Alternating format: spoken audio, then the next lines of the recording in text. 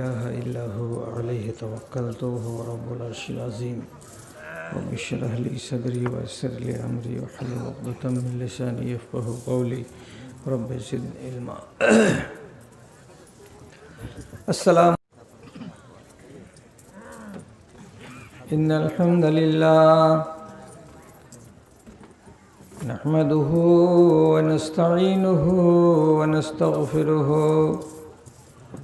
ونعوذ بالله من شرور أنفسنا ومن سيئات أعمالنا من يهده الله فلا مضل له ومن يضلله فلا هادي له وأشهد أن لا إله إلا الله وحده لا شريك له وأشهد أن محمدا عبده ورسوله أما بعد أعوذ بالله من الشيطان الرجيم بسم الله الرحمن الرحيم قل يا عبادي الذين أسرفوا على أنفسهم لا تقنطوا من رحمة الله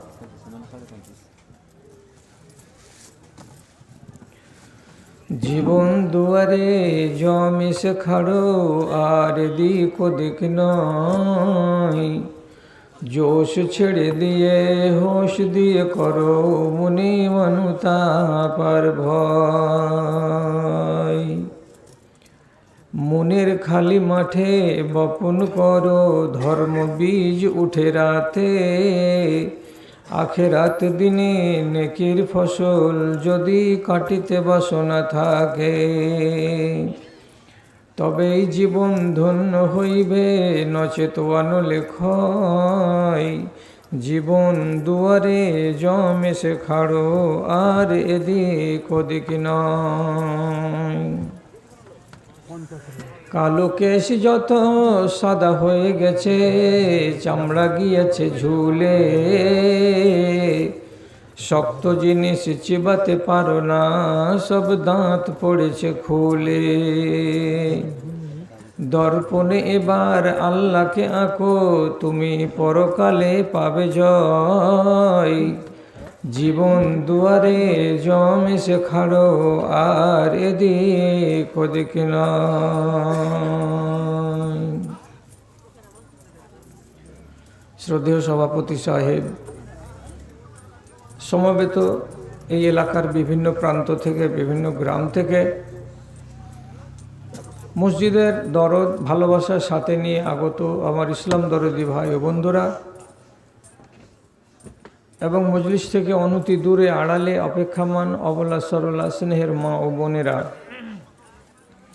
আল্লাহর শুকরিয়া আদায় করি যে এই কনকনে শীতের রাতে আপনারা নিজেদের আরামকে হারাম করে এতদূর পর্যন্ত এসে পৌঁছেছেন এবং মাগরিব থেকে নিয়ে অদ্যাবধি বিভিন্ন ওলামায়ে দ্বীনের মুখ থেকে আপনাদের দ্বীন ও ঈমানকে বৃদ্ধি করে এমন কিছু বায়ানা শোনার সৌভাগ্য অর্জন করতে পেরেছেন আমরা উভয় পক্ষ আল্লাহর কাছে কৃতজ্ঞতা জ্ঞাপন করি মোহাব্বতের সাথে সবাই মিলে একবার উচ্চারণ করি আলহামদুলিল্লাহ তারপরে তার প্রেরিত রাসূল মানবকুলের শ্রেষ্ঠ মানব নবিকুলের শিরোমণি বিপ্লবী জননেতা হজরতে মুহাম্মদ মুস্তাফা সাল্লাল্লাহু আলাইহি ওয়াসাল্লামের উপর শত সহস্র দারুদ ও সালাম নাযিল হোক আল্লাহুম্মা সাল্লি আলাইহি আল্লাহুম্মা বারিক আলাইহি বিরাদারান ইসলাম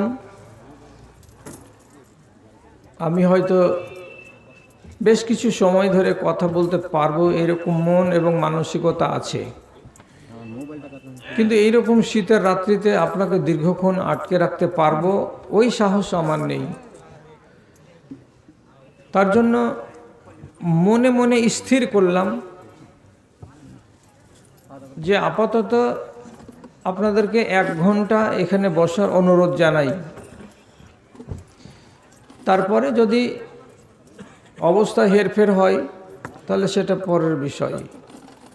কিন্তু 1 ঘন্টা আপনাদের কাছে আমার এই আবেদন নিবেদন যে আমাকে ছেড়ে চলে যাবেন না। আমি আজ আপনাদেরকে যে প্রসঙ্গে কথা বলতে যাচ্ছি সে কথা কয়টা বিশেষ করে এই যুগের মানুষের জন্য ভাবা এবং জানা খুব দরকার। কি জন্য এই যুগের কথাটা বললাম? এই জন্য বললাম যে এই যুগে মানুষ বেশিরভাগ পাপের সঙ্গে জড়িয়ে ন্যায় এবং অন্যায়কে বাদ বিচার কিছু করে না। পুণ্যের দিকটা আমাদের হালকা, পাপের দিকটা আমাদের ভারী। সুতরাং পাপের বিষয়ে কিছু জানা আর কিছু জ্ঞান রাখা আমাদের দরকার। এই জন্য আপনাদের সামনে জরুরি কিছু কথা এই সংক্ষিপ্ত সময়ের ভেতরে বলে নিয়ে ইনশাআল্লাহ সবাইকে বিদায় দেব এবং নিজেও বিদায় হব। কান খুলে শুনুন যাতে কথাগুলোর প্রতি সুবিচার করতে পারা যায়। আল্লাহ রাব্বুল আলামিন 3টি মাখলুক তৈরি করেছেন।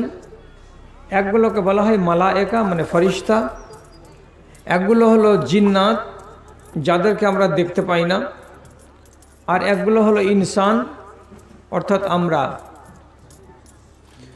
3 জনকে আল্লাহ রাব্বুল আলামিন 3 রকম করে তৈরি করেছেন। ফরিশতাদেরকে তৈরি করেছেন শীতল নূর থেকে, জ্বলন্ত আগুন থেকে নয়। এটা যদি বাল্ব জ্বলে, চাইনিজ বাল্বগুলো, তো বাল্বটা যেখানে জ্বলছে সেখান থেকে উপর দিকে উঠে তাকাতে গেলে যে আলোটা চারিদিকে দেখতে পাওয়া যায় সেটা হচ্ছে নূর। সেই নূর থেকে আল্লাহ রাব্বুল আলামিন তৈরি করেছেন ফরিশতাদেরকে। জিন্নাতকে তৈরি করেছেন জ্বলন্ত অগ্নিকুণ্ড থেকে, একবারে আগুন থেকে। আর মানুষকে আল্লাহ তাআলা তৈরি করেছেন শক্ত ঠনঠনে মাটি থেকে। আর এগুলো সবটি কথা প্রমাণিত, এগুলো কথা কোরআন মাজিদে বিভিন্ন জায়গায় আল্লাহ তাআলা আলোচনা করেছেন। এরপর দেখুন, ভালো করে কথাটাকে বুঝুন। মালায়েকাকে আল্লাহ রাব্বুল আলামিন শক্তি দিয়েছেন, ওরা জিন কেউ দেখতে পায়, ইনসান কেউ দেখতে পায়, এবং এই 2 প্রাণীর উপরে তারা নিজেদের কর্তৃত্বকে বিস্তার করে রেখেছে। তারপরে একটু নিচে নেমে আসুন। জিন্নাতকে আল্লাহ রাব্বুল আলামিন যে তৈরি করেছেন তাদেরকে আমরা দেখতে পাই না, তারা আমাদেরকে দেখতে পাই।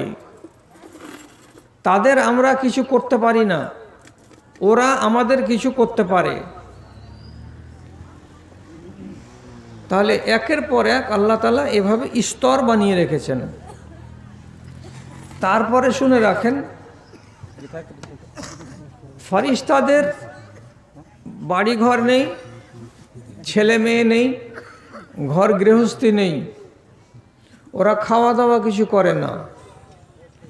জিনেদের ছেলে মেয়ে আছে, বাল বাচ্চা আছে, বাড়িঘর আছে, ওরা খাওয়া দাওয়া করে। আমরাও খাওয়া দাওয়া করি, আমাদের ঘর গৃহস্থালি আছে। আর একটু তফাৎ শিখে নিন, মালায়েকা না খেয়ে কি করে বেঁচে আছে? তো মালায়েকাও খাচ্ছে, ওদের খাওয়ার আলাদা, আমরা খাচ্ছি, আমাদের খাওয়ার নিয়ম নীতি আলাদা। জিনেরাও খাচ্ছে, জিনেদের খাওয়ার দাওয়ার নিয়ম নীতি আলাদা। একই পদ্ধতিতে যে সবাই খাবে এটা কথা নয়। আল্লাহ রাব্বুল আলামিন মালায়েকাদেরকে তাসবিহ বয়ান করার জন্য নিযুক্ত করে রেখেছেন। ওরা দিবারাত্রি আল্লাহ রাব্বুল আলামিনের জিকির এবং তাসবিহ বয়ান করে। তো তাতে থেকেই খোরাক হয়ে যায়। তাদেরকে আমাদের মতো এই থালা বাসন নিয়ে বসে খাবার খেতে হয় না। জিন্নাত এরা চাষাবাদ করে না, এদের খাবার দুনিয়াতে আল্লাহ রাব্বুল আলামিন যেখানে সেখানে বিস্তর ফেলে রেখেছেন। যেমন কোনো একটা গরুর হাড়, ওটাতে যদি ওরা হাত দেয় তো সাথে সাথে সেই জিনিসটা তার জন্য সুস্বাদু খানা হয়ে যাবে।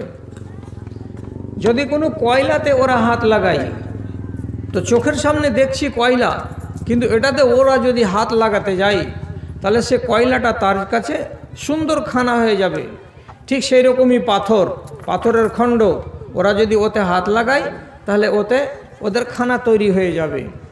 এই জন্য কথাটা মাথায় রাখবেন, খেয়াল রাখবেন যে আল্লাহর নবী জনাবে মুহাম্মাদুর রাসূলুল্লাহ সাল্লাল্লাহু আলাইহি ওয়াসাল্লাম আপনাদেরকে আমাদেরকে যখন পেশাব পায়খানার পরে ইস্তিনজা অর্থাৎ ঢিলা ব্যবহার করার বিধান দিলেন, তখন তিনি বলে দিয়েছেন শুকনো গোবর দিয়ে কেউ ঢিলা বা ইস্তিনজা করবে না, কাঠ কয়লা জ্বলন্ত দিয়ে কেউ ঢিলা ইস্তিনজা করবে না, পাথর দিয়ে ইস্তিনজা করবে না। কেন যে এইগুলো হচ্ছে তোমাদের ভাই জিনেদের খোরাক। তাহলে এই দিকটি হলো আনুষঙ্গিক জ্ঞাতব্য বিষয়। এবার মূল কথাটাতে আসুন। তা কি?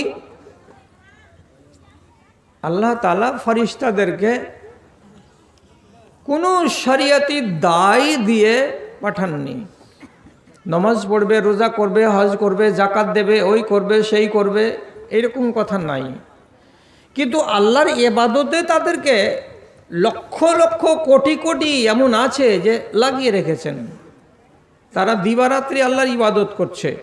কিন্তু ভালো করে মাথাতে রাখুন, আল্লাহ রাব্বুল আলামিন ফেরেশতাদের ব্যাপারে কোনো জায়গায় কোরআন মাজিদে না প্রিয় নবী হাদিসের ভেতরে কোনো স্থানে বলেননি যে মরার পরে হিসাব নিকেশের পর আল্লাহ তাআলা ওদেরকে জান্নাতে দেবেন, ওয়ালা আয়াযু বিল্লাহ, বা আল্লাহ তাআলা ওদেরকে জাহান্নামে দেবেন, এই রকম কোনো কথাই আলোচনা করা হয়নি।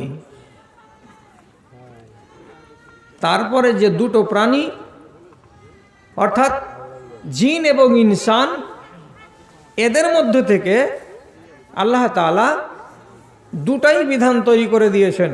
তা কি? এদের উপরে আছে আল্লাহর প্রদত্ত শরিয়ত, যে শরিয়তটাকে আমাকে মেনে চলতে হবে, জিনেদেরকেও মেনে চলতে হবে। আমাদের নসিবে আল্লাহ তাআলা লিখে রেখেছেন জান্নাত ও জাহান্নাম, জিনেদের নসিবে লিখে রেখেছেন জান্নাত এবং জাহান্নাম। তারপরে বলে দিচ্ছি, জিনেদের ভেতরে যেটা বংশ ইবলিশের বংশ, সেই ইবলিশের বংশের জিনেরা সেই আদমের দুনিয়াতে আবির্ভূত হওয়ার পর থেকে নিয়ে আজ অবধি যত জন্মগ্রহণ করে একটাও মরে না, সব বেঁচে আছে।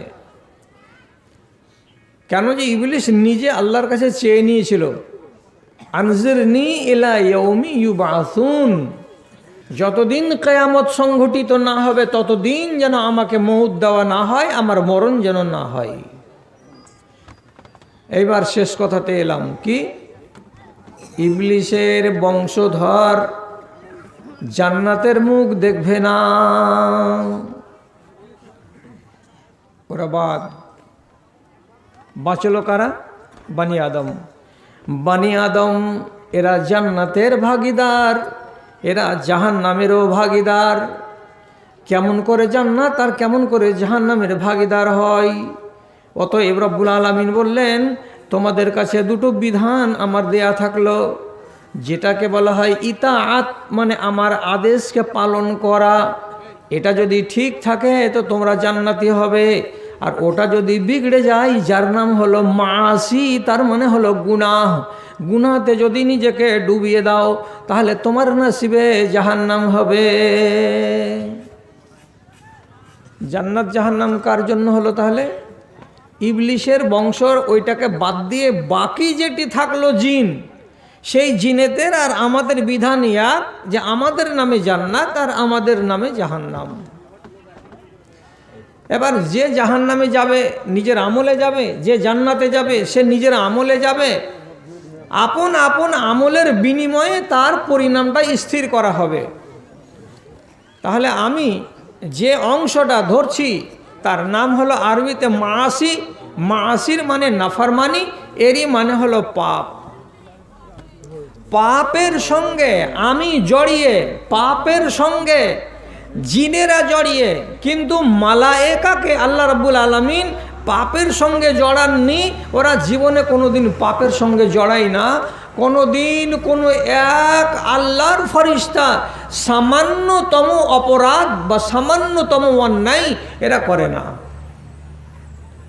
কোরআনে আল্লাহ তাআলা বলছেন, লা ইয়াসুনা মা আমারাল্লাহ ওয়া ইয়াফআলুনা মা ইউমারুন। যতগুলো আল্লাহর ফরিস্তা আছে, আকাশে আছে, জমিনে আছে, পাতালে আছে, নদীতে আছে, পাহাড়ে আছে, যে যেখানে আছে, তারা কোনো দিন জীবনে আল্লাহ রাব্বুল আলামিন একটা চুল পরিমাণ নাফরমানি করে না, বরং তারা ওইটাই করে যায় যাকে যে উদ্দেশ্যে, যে কাজে আল্লাহ রাব্বুল আলামিন লাগিয়ে দিয়েছেন, সে অনাদি অনন্তকাল ধরে সেটাই কাজ চালিয়ে যায়। এটা হলো ওদের নেচার। আর আমাদের নেচার কি? আমরা কোন স্বভাবের মানুষ আর জিনেরা কোন স্বভাবের মানুষ, আল্লাহ এটাও কোরআন মাজিদের ভেতরে বলছেন। এরা কেমন হয়? আল্লাহ বলছেন, মিনহুম জালিমুন লিনাফসিহি ওয়া মিনহুম সাবিকুন বিল খায়রাত। এই মানুষগুলোর ভেতরে একগুলো মানুষ হলো নিজের জানের উপরে জুলুমকারী, অবিচারকারী, অন্যায়কারী। এবং এই মানুষগুলোর ভেতরে একদল মানুষ হলো সাবেকুন বিল খায়রাত, মানে এরা সব সময় ভালো করে যায়, সব সময় নেকির কাজ করে যায়, সব সময় এরা আল্লাহ রাব্বুল আলামিনকে রাজি করার উদ্দেশ্যেই কাজ করে যায়। তাহলে মানুষের ভেতরে কয় কোয়ালিটি হলো? দুই কোয়ালিটি। একগুলো পাপের সঙ্গে জড়িয়ে আর একগুলো নেকির সঙ্গে জড়িয়ে। আর এটাই সংখ্যা হলো দুনিয়াতে বেশি, যে মানুষ জাতি ক্ষণে পাপ করে, আবার ক্ষণে ওই লোকটাই আবার নেকি করে। নেকিও করা আমার চরিত্র এবং মন্দ করাও আমার চরিত্র। আমরা কোনো সময় মন্দে জড়িয়ে যাই, কোনো সময় আমরা ভালো কাজে জড়িয়ে থাকি। এটা হলো আমাদের স্বভাব। এইবার আপনাকে জানতে হবে, কি জানতে হবে? পাপকে নিয়ে আমি কবরে যাব না, পাপকে দুনিয়াতে রেখে দিয়ে খালি হাত জান্নাতে যাব না কবরে যাব? এটা হলো মূল কথা আজকে জানার। চেষ্টা করুন, আল্লাহ উপায় বলেছেন সেই উপায়কে অবলম্বন করুন। নবী হাদিসের ভেতরে আপনাকে ইঙ্গিত ইশারা দিয়েছেন, সেগুলোকে ফলো করুন। আপনার গা থেকে সমস্ত গুনাহকে ঝরিয়ে নামিয়ে আপনি কবরে যাবেন, আপনি হাসরের ময়দানে আসবেন, আপনার আগের জিন্দেগানি কামিয়াব হবে। এই চেষ্টাটা করুন। কিন্তু আমাদের চরিত্রগত দিক দিয়ে বলছি যে আমরা গুনাহ করি, আর আমরা গুনাহগার অনেক মানুষ আছি। এবার গুনাহ যে করে রেখেছি, তো গুনাহগুলো কয় রকমের মানুষেরা আমরা করি বা করে রেখেছি, এগুলো জিনিস আপনি কোনো দিন পড়েননি তো আজকে শর্ট সময়ের ভেতরে জেনে নেন। আমি লম্বা সময় ধরে আপনাদেরকে কোনো কথা শিখাচ্ছি না, শোনাচ্ছি না। গুনাহকে আপনাকে শিখাবার জন্য বলছি, যাতে আপনার মগজের ভেতরে খুব তাজা হয়ে কথাটি থাকে। আর যখনই কোনো পাপের দিকে পা বাড়াবেন, তখন নিজে নিজে একবার খেয়াল করে নিতে পারবেন যে কোন কোয়ালিটির এবং কোন ধরনের পাপের দিকে আমি নিজের পাটাকে বাড়াচ্ছি। এই জন্য আপনাকে এই কথাগুলো শিখা। প্রথমে বলছি, একগুলো পাপকে বলা হয় আকবরুল কাবায়ের, বড় অধিক বড় গুনাহ, যাকে বলা হয় মহাপাপ। মহাপাপ হলো কটা? দুটা। কটা পাপ? মহাপাপ দুটা। এক, আমার দিকে খেয়াল করুন, এক শিরকে গুনাহ করা, দুই কাউকে অন্যায়ভাবে মার্ডার করা। এই দুটাকে বলা হয় আকবরুল কাবায়ের, এ দুটোকে বলা হয় মহাপাপ, কাবিরা। কিন্তু কাবিরার মধ্যে হলো আবার সব থেকে বড় ধরনের মহাপাপ। কত বড় মহাপাপ হলো এইটা? এবার এর সম্বন্ধে আপনি একটু আইডিয়াটা নিন। বিস্তারিত আলোচনা আজকে করা যাবে না, পরিবেশ তেমন নয়। কি বলছি? আল্লাহর নবী হাদিসের ভেতরে বলছেন, কুল্লু জামবিন আসাল্লাহ আন ইয়াগফিরাহু ইল্লা মান মাতা মুশরিকান আও মান কাতালা মুমিনান মুতাআম্মিদা। আল্লাহ রাব্বুল আলামিন ইচ্ছা করলে যে কোনো তোমাদের গুনাহকে ক্ষমা করে দেবেন, মার্জনা করে দেবেন। তবে বান্দারা জেনে রাখো, দুটো গুনাহ তোমাদের জীবনে মাফ হবে না। মাথা ভেঙে ফেলে দাও, কপাল যদি ঠুকে ঠুকে দাও, তাহলে পরেও আল্লাহ রাব্বুল আলামিন ওই দুটো গুনাহ কারো মাপ দেবেন না। একটা হলো শিরকের গুনাহ, আর একটা হলো মানুষকে অন্যায়ভাবে মার্ডার করে দেওয়ার গুনাহ। শিরক কাকে বলে? এমন একটা খেয়াল মনে জন্ম দেয়া যে এই কাজ আল্লাহ করেন, তো এই কাজ অমুক লোকটাও করে। আল্লাহ তাআলা খেতে দেন, অমুক লোকটাও খেতে দেয়, নাউজুবিল্লাহ। আল্লাহর সাথে কোনো মানুষকে শরিক করা মানে আল্লাহর ক্ষমতায় শরিক করা। আমি অত লম্বা না করে ছোট করে বলি, আমাদের দেশে তো অনেক বন্ধা মেয়ে আছে, অনেক বন্ধা মেয়ে আছে যাদের কোলে আল্লাহ রাব্বুল আলামিন বাচ্চা কাচ্চা কিছু দেয়নি। তো এইরকম মানুষ, এরা কত ওষুধ খেলো, কত কবিরাজের কাছে গেল, কত পানি পড়া খেলো, কত ডাক্তারের বাড়ি গেল, আর কত শিল পাটা নোড়া ক্ষয় করলো, যার ইয়ত্তা নেই।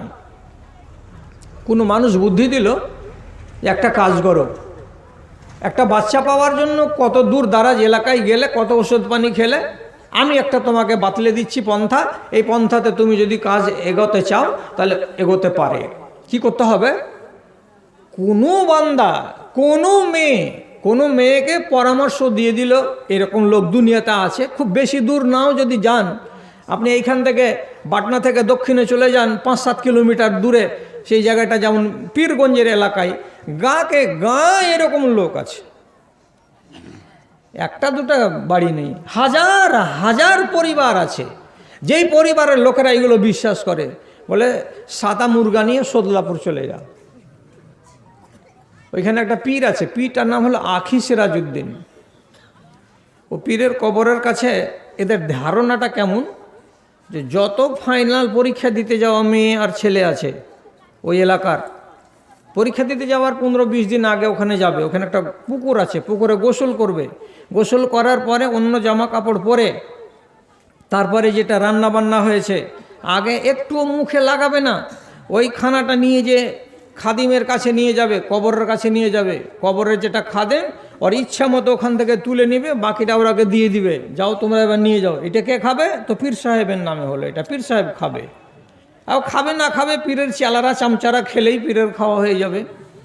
তারপরে কবর ঝাড়ু দেওয়া একটা ঝাঁটা আছে, একটা ফুল ঝাড়ু আছে, ওখান দিয়ে যাবে, কবরে হাত ঠাকাবে, এমনি করে চুমা খাবে, বুকে লাগিয়ে ওখান থেকে হটবে। ওই ফুল ঝাড়ুটা দিয়ে ওর গাটাকে এরকম করে এমনি করে বরকতের ঝাড়ু ওখানে ঠেকে দিবে, যা তুই পাস করে যাবে।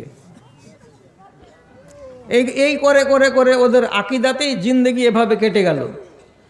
ওইখানে সাদা মুরগা জবে করে রান্না বান্না করে পীরের খাদেমকে খেতে দিল, তারপরে খাবে নাহি না খাবে। পৈতানে খাড়ো হলো বাড়িওয়ালি, আর শীতানে খাড়ো হলো মরদ। দুজনে খাড়ো হয়ে একই সঙ্গে ওই পীর বাবাকে বলছে, পীর বাবা কোথায় না যায়নি, কিশনগঞ্জের কবিরাজের ওষুধ খেয়েছি, পানি পোড়া খেয়েছি, তারপরে ডাক্তারের খেয়েছি, তারপরে হোমিও খেয়েছি, তারপরে এই খেয়েছি, কোনোতে কিছুতে ফল পাওয়া যায়নি। তুমি নাকি শুনেছি বাচ্চা দাও।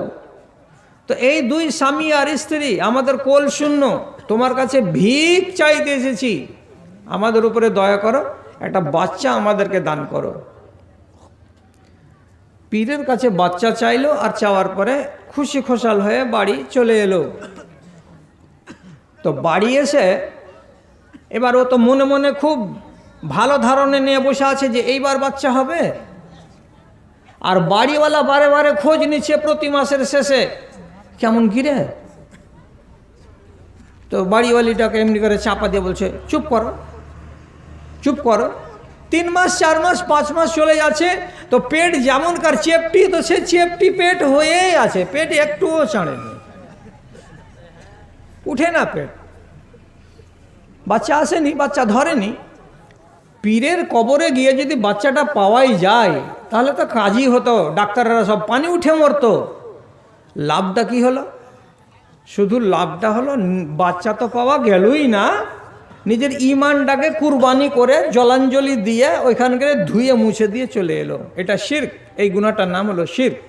কেন যে আল্লাহ তাআলা কোরআনে বলছেন, কি বলেছেন? ইয়াখলুকু মা ইয়াশাউ ইয়াহাবু মান ইয়াশা লিমান ইয়াশাউ ইনাসাও ওয়া ইয়াহাবু লিমান ইয়াশাউ যুকুরা। সারা দুনিয়াটা হলো আল্লাহ রাব্বুল আলামিনের তৈরি করা। তিনি যা চান তা তৈরি করেন। যাকে আল্লাহ তাআলা চান তাকে মেয়ে ছেলে দান করেন, আর যাকে আল্লাহ রাব্বুল আলামিন চান তাকে বেটা ছেলে দান করেন। তারপরের আয়াতে আল্লাহ রাব্বুল আলামিন বলছেন, আবার যাকে যাকে আল্লাহ রাব্বুল আলামিন চান তাকে তাকে আজীবন আজীবন বন্ধা বানিয়ে রেখে দেন, তাদেরকে কোনো সন্তান দান করেন না।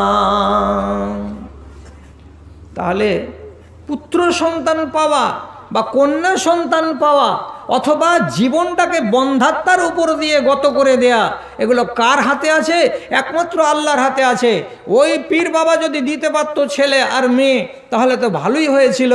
আমাদের দেশে কোনো কোল একটাও ফাঁকা পড়ে থাকতো না, সব ওইখান থেকে ছেলে কোলে করে নিয়ে বাড়ি আসতো। শিরক। এই গুনাহকে আল্লাহ রাব্বুল আলামিন জীবনে কোনো দিন মাপ দেবেন না। জানার পরে কেউ যদি এই গুনাহ করে থাকে তোমাকে আল্লাহ রাব্বুল আলামিন মাপ দেবেন না। তাহলে সব থেকে মারাত্মক অপরাধ, মারাত্মক গুনাহ হলো কোনটা? এক হলো শিরক করা, আর 2 নম্বর হলো মার্ডার করা। কোনো মুমিনকে কোনো মুসলমানকে মার্ডার করতে পাবে না। তবে মার্ডার করার জন্য 3টা ক্ষেত্রকে আল্লাহ রাব্বুল আলামিনের নবী চিহ্নিত করে দিয়েছেন। 3 ক্ষেত্রের কোনো একটি ক্ষেত্র যদি আপনার সামনে পরিলক্ষিত হয় তাহলে মানুষকে মার্ডার করা যায়, তাছাড়া মার্ডার করা যায় না। কি? যেমন কিসাস।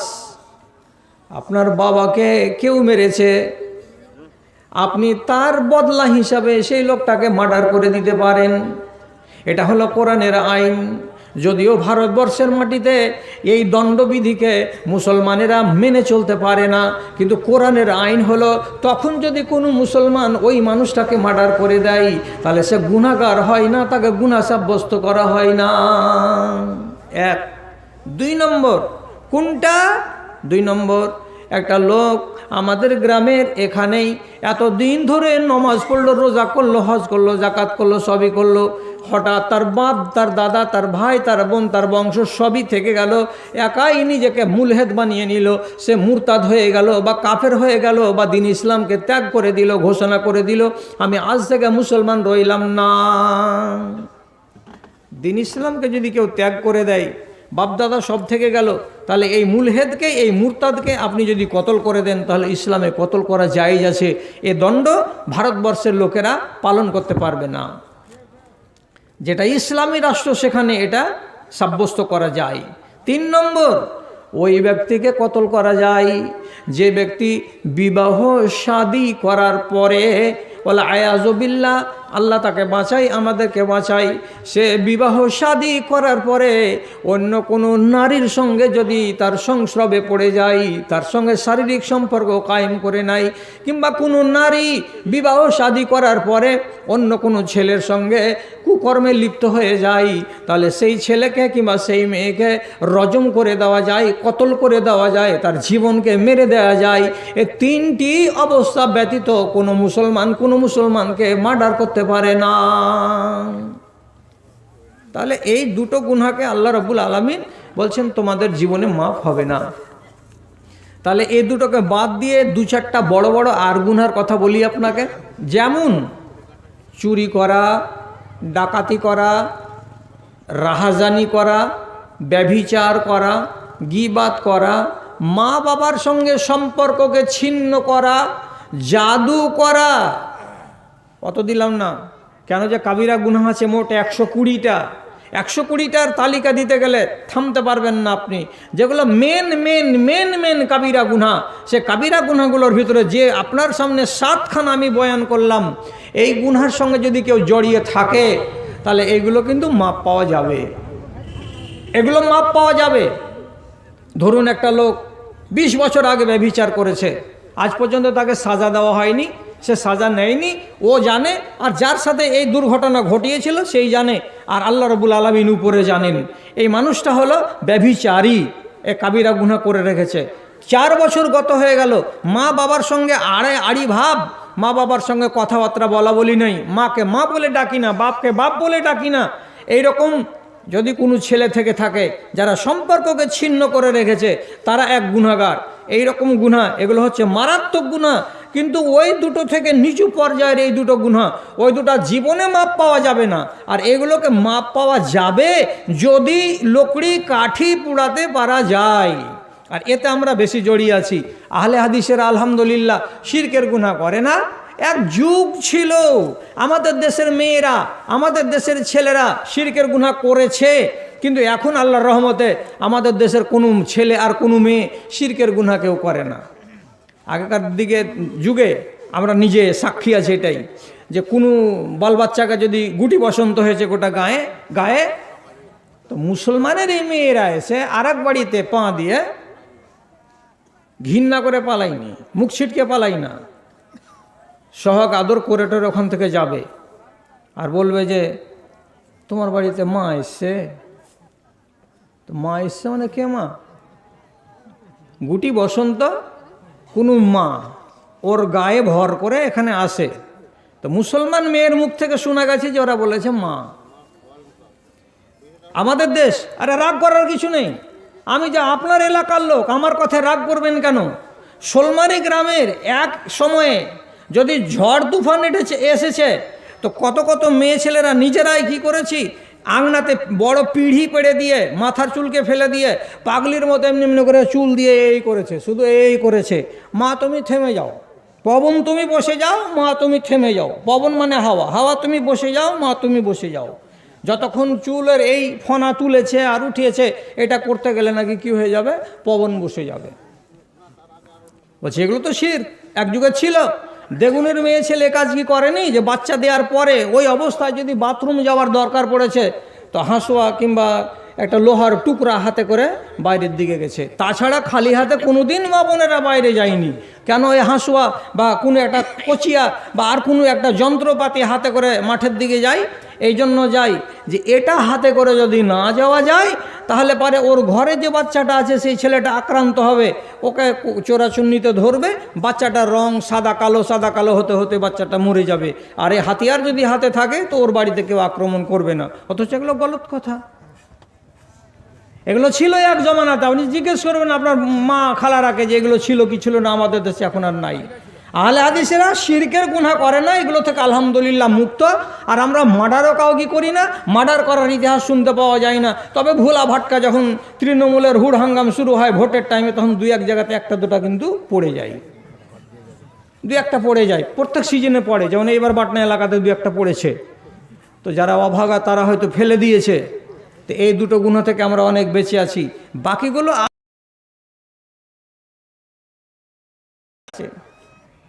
মাকে ভাত না দেওয়া, বাপের সঙ্গে কথা না বলা, পালিয়ে বিয়ে করা, হারাম জিন্দেগি কাটা, জেনা করে নেওয়া, চুরি করে নেওয়া, ব্যভিচার করে নেওয়া, এগুলোর জমানা হলো ডাল ভাতের জমানা। এখন কোনো মানুষকে ভারী লাগে না। এই যদি হয় তাহলে এগুলো থেকে মুক্তি পাওয়া যাবে কি না? আপনি শুধু আঙুলে গুনে রেখে দেন, বড় করে বলতে আমি পাবো না। হ্যাঁ, মাপ পাওয়া যাবে। কি করে পাওয়া যাবে? আপনাকে আমি জায়গা বলছি, শুনুন। পারলে যারা যারা পারবে তারা তারাই করবে।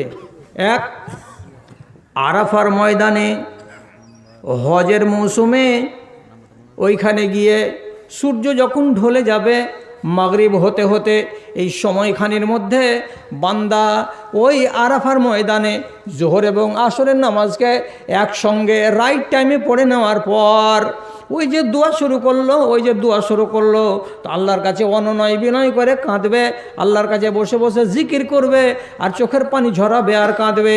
সে যদি নিজের গুনাহকে স্মরণ করে আর আল্লাহর কাছে আজিজি ইনকিসারি করে, আল্লাহ রাব্বুল আলামিন তার গুনাহ খাতাকে ধুয়ে মুছে দেন। এবং ওই লোকটার সম্বন্ধে নবীজি বলছেন, হজ করে যখন বাড়ি ফিরে আসে সেই লোকটার গা থেকে গুনাহগুলো কেমন নেমে যায়, কান্নামা ওয়ালাদাতুহু উম্মুহু, যেন কি তার মা তাকে আজকে জন্ম দিল। তার মানে কি, একটা দুধের বাচ্চা যেদিন মায়ের পেট থেকে জন্ম নেয় তার গায়ে যেমন কোনো গুনাহ খাতা থাকে না, তেমনি এই লোকটা কাবা শরীফের তওয়াফ করে হজ সম্পন্ন করে বাড়ি যে এলো, তো তার গায়ে কোনো 1 কিঞ্চিত পরিমাণে গুনার দাগ তার রইল না। তাহলে এটা মুছে দেওয়া যায়, মুছে দেবে কে? ওই জায়গাতে যেতে পারলে। যদি বলেন 2,45,000 টাকা খরচ করে আমি ওই জায়গায় যেতে পারবো না, সহজ উপায় হলো কি, উমরা করতে যাওয়া। উমরা মানে কি, হজের সিজন বাদ দিয়ে যে কোনো সিজনে আপনি কাবাতে চলে যান। কাবাতে চলে যেতে গেলে আপনাকে মিনা যেতে হবে না, আরফা যেতে হবে না, মুজদালফা যেতে হবে না, পাথর মারতে হবে না, কুরবানি করতে হবে না, শুধু ঘরের চারিদিকে তোয়াফ করবেন, সাফা মারওয়া 7 বার দৌড়াবেন, আর তারপরে চুল কেটে নেবেন, বাস আপনার কাজ শেষ হয়ে গেল। এটাকে বলা হয় উমরা করা। বছরের যে কোনো টাইমে উমরা করতে পারা যায়। আপনি ওই কাজে গিয়ে, আপনাকে একটা জায়গা বলছি, অ্যান্ড্রয়েড মোবাইলওয়ালারা সকালবেলায় খুলবে, কাবা শরীফ নাম লিখে দিয়ে ক্লিক করবে, মুখে বলবে কাবা শরীফ, যদি তোমরা বলো মুখে, কিংবা বাইতুল্লাহ কথাটা যদি বলো, তাহলে পরে কাবা ভেসে উঠবে। আর কাবার পূর্ব দেয়ালে দেখতে পাবে 1 বুক বরাবর উঁচুতে একটা দরজা বা জানালা, জানালা থেকে বড় আর দরজার সাইজ থেকে একটু ছোট, এরকম একটা পাল্লা লাগানো দরজার মতো দরজা দেখতে পাওয়া যাবে, সোনা দিয়ে তৈরি করা। তার নামই হচ্ছে মুলতাজাম। এই জায়গাতে যদি আপনি হাত রাখতে পারেন, এরকম উঁচু জায়গাতে হাতটা রাখতে হবে। এইরকম জায়গাতে নিজের হাতখানাকে রেখে দিয়ে আল্লাহ রাব্বুল আলামিনের সামনে যদি অনুনয় বিনয় করেন আর নিজের অপরাধগুলোকে মনের ভেতরে জাগিয়ে তুলে আল্লাহর কাছে ক্ষমা চান, মালিক আল্লাহ আমি এই করেছি, ওই করেছি, সেই করেছি, এই করেছি, এই বলে যদি আল্লাহর সামনে তওবা করা যায়, ইস্তেগফার করা যায়, তাহলে ওই জায়গাটাকে রব্বুল আলামিন এতটাই বরকতের জায়গা বানিয়েছেন যে আপনার যতগুলো গুনাহ ছিল, ছোট আর বড় সমস্ত গুনাহকে রব্বুল আলামিন ক্ষমা করে দেবেন। এখন ওই জায়গাতে যাওয়া তো আমাদের সকলের জন্য সম্ভব নয়। ধরুন আপনি বলবেন 70,000 টাকা খরচ না করতে গেলে এই কাজে যাওয়া যাবে না, তো বাড়িতে বসে কি কিছু করা যায়? বলে হ্যাঁ করা যায়। কি বাড়িতে বসে করা যায়? বাড়িতে বসা সবচাইতে সুবিধাজনক, যে কোনো নরের জন্য, যে কোনো নারীর জন্য, যে কোনো ছেলে, যে কোনো মেয়ে এটা করতে পারে। কি উদ্দেশ্যটা আমার? কি যে আমি আমার গুনাহ খাতাকে মাফ করাবো, এটা খাস নিয়ত করে একবারে গুনাহ খাতাকে মাফ করাবার উদ্দেশ্য নিয়ে ও যদি কি করে, ঢের রাতে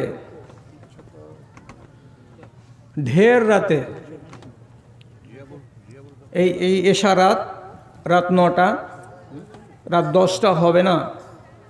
আল্লাহ কোরআনে বলেছেন ওয়াহুম বিল আসহারে ইস্তাগফিরুন। রাত যখন ঢের অংশ গত হয়ে যাবে, তার মানে 3 ভাগের 2 ভাগ গত হয়ে যেয়ে রাতের শেষ 3 ভাগ যখন সামনে জমা থাকবে, এর মানে কি 12টা রাতের পরে 1টার সময়, 2টার সময়, 2:30টার সময়, 3টার সময়, ফজরের আগে আগে, এই রকম যখন গভীর রাত হয়ে যাবে, তখন বেটা ছেলে সে যদি হয় তাহলে কোনো একটা মসজিদে যাবে, আর যদি মেয়ে ছেলে হয় তাহলে সে মসজিদে না গিয়ে তার বাড়িরই কোনো একটা জায়গায় নির্জন স্থানে নিজের স্বামীর বিছানার কাছ থেকে দূরে সরে গিয়ে, যার পাশে ছেলে পিলে কাঁদবে না, জাগবে না, উঠবে না, এরকম একটা জায়গা বাছাই করে নিয়ে ওযু করে পবিত্রতা অর্জন করে 2 রাকাত নামাজ আদায় করে নিজের মুসাল্লাতে বসে যাবে।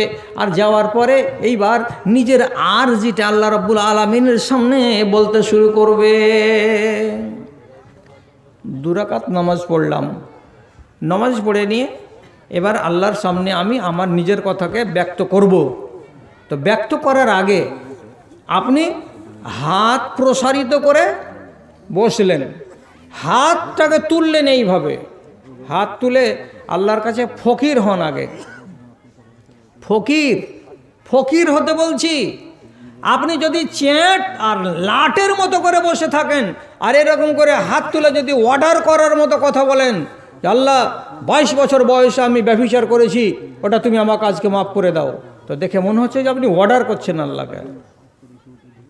অর্ডারের মতো নয়, আপনাকে ফকিরের বেশে বলতে হবে, ফকিরের মতো স্বভাব নিয়ে বলতে হবে, আর নিজেকে ফকির সাজিয়ে নিতে হবে সেই টাইমে।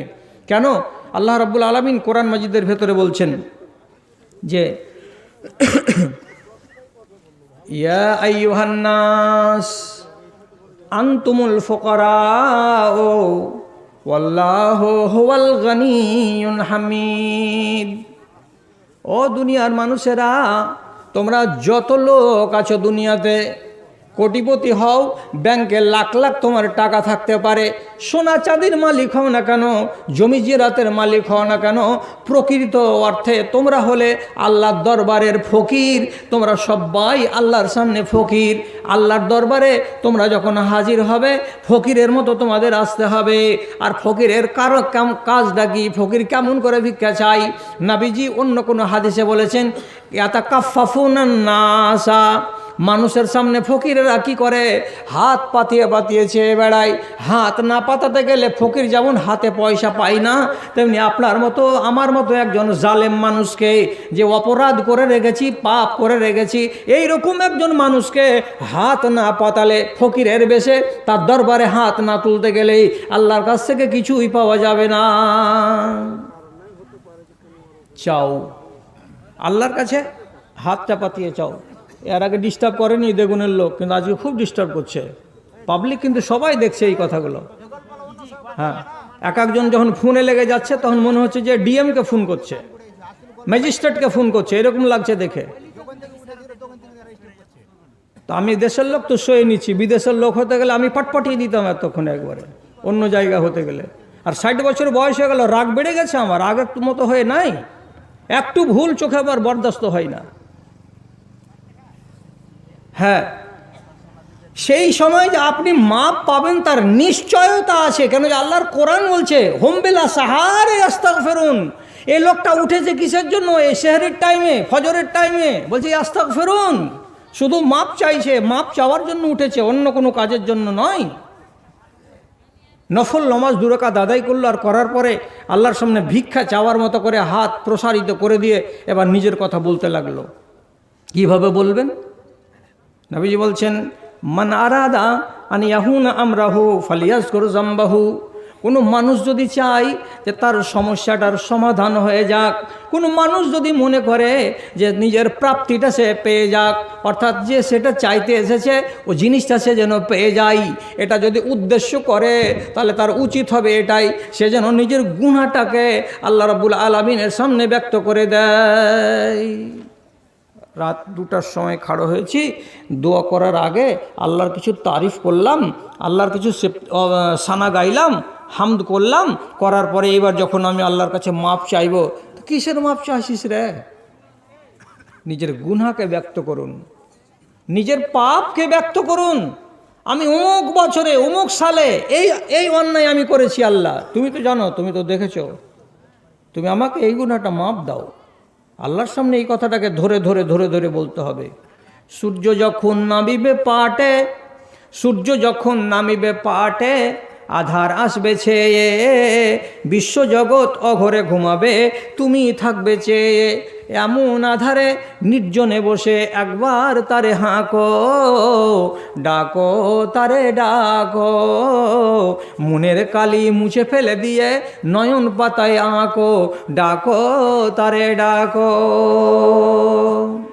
আল্লাহকে নিজের চোখের কোণায় ভাসাতে হবে। আল্লাহ রাব্বুল আলামিনকে নিজের চোখের কোণায় হাজির করতে হবে। এইভাবে, কোনভাবে? চোখ যেন বলে যে হ্যাঁ, আমি আল্লাহ রাব্বুল আলামিনের সঙ্গে লাইন করে নিয়েছি, আমার টাওয়ারে আল্লাহ রাব্বুল আলামিনকে আমি ভাসিয়ে নিয়েছি। তার মানে চোখ আপনার জন্য ভিজে যায়। ভিজতে হবে কি দিয়ে? ছোট ছোট করে একটু আওয়াজ করতে হবে। কান্না এমনি আসে না, অত সোজা কথা নয় যে পাথরের মতো হৃদয়টা হঠাৎ করে কেঁদে দিবে, এটা সম্ভব নয়। কান্না যে এমনি বেরিয়ে যাবে, অত সোজা কথা নয়। কান্নাকে অত তাড়াতাড়ি কেউ কোনো মানুষ বের করে আনতে পারবে না, এমনই কান্না জিনিসটা। তবে যারা কাঁদা অভ্যাস করে নিয়েছে তাদের কথা আলাদা। আপনি পারবেন। কেন পারবেন? আল্লাহর নবী যে ফর্মুলাটা বলে দিয়েছেন সেটা বাস্তব অভিজ্ঞতায় তা প্রমাণিত, এটা মিথ্যা কথা নয়। যদি করে দেখার ইচ্ছা থাকে জীবনে একবার করে দেখবেন। নবীজি বলছেন ফাইনলাম তাবাকু ফাতাবাকু, তোমার যদি কান্না না আসে, হাত তুলে তুলে দোয়া করছো কান্না আসে না, হাত তুলে তুলে অনুনয় বিনয় করছো কিন্তু কান্না আসে না, নবীজি বলছেন তুমি ভান করে করে কাঁদো, তুমি ভান করে করে কাঁদো। ভান করে কাঁদা কি? কাঁদার মতো আওয়াজ করুন, কাঁদার মতো আওয়াজ করুন, হাত তুলে আছেন এইরকম করে আর আল্লাহর সামনে কাঁদছেন। আরবি দোয়া জানেন না, বাংলাতেই বলছেন রব্বুল আলামিন আমি 22 বছর বয়সে এই অপরাধ করেছি মালিক, আল্লাহ তুমি আমাকে ক্ষমা করে দাও। পরবর্তীকার আমি তখন বুঝতে পারিনি, এখন আমার বিবেক হয়েছে মালিক তুমি আমাকে ক্ষমা করো। এই গুনাহ যদি আমার ঘাড়ে থেকে যায় আল্লাহ আমি কল্যাণ পাবো না, নাজাত পাবো না। এইরকম করে গলা ভাঙিয়ে ভাঙিয়ে, এইরকম করে বানিয়ে বানিয়ে আপনি আল্লাহর সামনে কান্না করেন। ওইখানে বানাওয়াটি কান্না যখন 1 মিনিট চলবে, হাউমাউ হাউমাউ করে আওয়াজ করবে, কিছুক্ষণ পরে দেখতে পাবেন আপনার চোখের কোনা দিয়ে বিন্দু বিন্দু পানির মতো হয়ে কি যেন বেরিয়ে আসছে। আর এটা যদি বেরিয়ে যায় এটা অরিজিনালি হলো কান্না। ভান করে কাঁদতে গেলেন, অরিজিনাল চোখের কোনা দিয়ে পানি চলে এলো। আর এটা যদি আসে এটার দাম কত আছে দাদারে আমার, ভাইরে আমার, আল্লাহ রাব্বুল আলামিনের নবী বলছেন মা মিন মুমিনিন ইয়াখরুজু মিন আইনাইহি দুমুউন ওয়া ইন কানা মিসলু রাসিজ যুবাব। কোনো একজন মুমিন মুসলমান যদি আল্লাহর ভয়ে কাঁদে আর তার চোখের কোনা দিয়ে একটা মাছির মাথার সমপরিমাণ পানি যদি বেরিয়ে যায় এবং গাল পর্যন্ত ওই পানিটা নেমে আসে, রব্বুল আলামিন নবী বলছেন হারামাল্লাহু আলাইহিন নার, ওই মানুষটার উপরে আল্লাহর জাহান্নাম হারাম হয়ে যায়, আল্লাহ তাআলা হারাম করে দেন। 1 বিন্দু পানিতেই টেনে বার করলাম কেমন করে, যাকে দেশওয়ালি বাংলায় বলে কুহুক করা। কুহুক করলাম 1 মিনিট, অরিজিনাল কান্না চোখ দিয়ে বেরিয়ে গেল, আর আমার মামলা আমি পাস করে দিলাম, আমি কামিয়াব হয়ে গেলাম। তাহলে এই কাজ যদি কেউ করতে যায় রাতের বেলায়, ঢের রাতে আল্লাহর দরবারে যায়, তাহলে 2,40,000 টাকা দিয়ে আরাফার ময়দানে আপনাকে যেতেও হলো না, তাই বলে ধনীরা রেহাই পাচ্ছে না। আর গরিবের কথা বলছি, এই বলে 65,000 টাকা দিয়ে অফ সিজনে উমরা করতে গিয়ে কাবা শরীফের মুলতাজামে তাকে হাত দিতে হলো না, নিজের বাড়িতে বসে বসে হয়ে গেল। মেয়েরা নিজের ঘরের ভেতরে করবে, ছেলেরা আল্লাহর মসজিদে গিয়ে করবে, তাহলে নিজের গুনাহ খাতা মাফ হবে। আমি আপনাকে একটা খুব সুন্দর কথা বলছি এবং সহিহ হাদিস থেকে প্রমাণিত কথা বলছি, যদি কোনো মানুষ এটার উপরে আমল করে, তাহলে আমি তো প্লেনভাবে বললাম, ব্যভিচার ছিল, চুরি ছিল, ডাকাতি ছিল, ছিনতাই ছিল, গীবাত ছিল, মা বাবার সঙ্গে সম্পর্ক ছিন্ন করা ছিল, আমি কোনোটাকে নির্দিষ্ট করে বলিনি।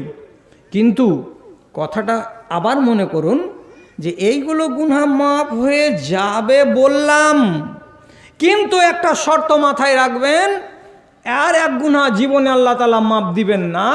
তাহলে এই যেগুলো গুনার আমি নাম নিলাম, এই গুনাহগুলো করতে গিয়ে যদি আপনি ছাড়া গ্রামের মানুষ সচরাচর জেনে যায়, তাহলে সেই গুনাহ আর জীবনে মাফ হবে না। কি বললাম? এমন একটা অপরাধ আপনি করলেন যে অপরাধটা গ্রামবাসী সবাই জেনে যাচ্ছে। আরে ব্যভিচার হলো তো একবার, জানলো তো একবার, কিন্তু এমন গুনাহ আছে যে যেগুলো আপনি করেন আর গ্রামবাসী জানে। যেমন রোজা ছেড়ে আছেন, রোজা করে আপনি রাখলেন না রোজা, তাহলে সারাদিন বেরোজায় যে থাকলেন, তো গ্রামবাসী জানতে পারলো না যে আব্দুর রহমান আব্দুর রহিম অমুক ছেলেটা রোজা করেনি, তাহলে গ্রামবাসী জেনে গেল যে এই লোকটা বেরোজাদার, রমজান মাসে রোজা রাখেনি। যদি একটা ছেলে মদ পান করে আর দিনের বেলায় হাঁটে আর আবাহি তাবাহি করে, তাফালিং করে, আর এই বকে আর সেই বকে, বকতে বকতে যায়, গোটা গ্রামবাসী জানতে পারলো না যে এই ছেলেটা মদ পান করে আছে। তাহলে এমন একগুলো অপরাধ করে লোকেরা, যেই অপরাধটা গ্রামবাসী জেনে যায় এবং সে গ্রামবাসীকে জানিয়ে দিয়ে আনন্দ পায়, সে গুনাহ জীবনে মাফ হবে না।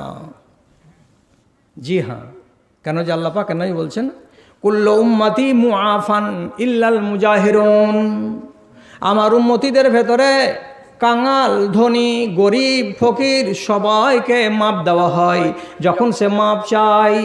তবে একগুলো লোক আছে, ওই লোকগুলোকে জীবনে মাপ দেওয়া হয় না। ওরা কারা?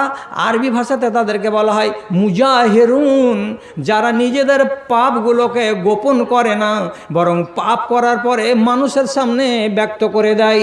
পাপ করে রাতের বেলায় আর দিনের বেলায় মানুষের সামনে তাকে প্রকাশ করে দেয়।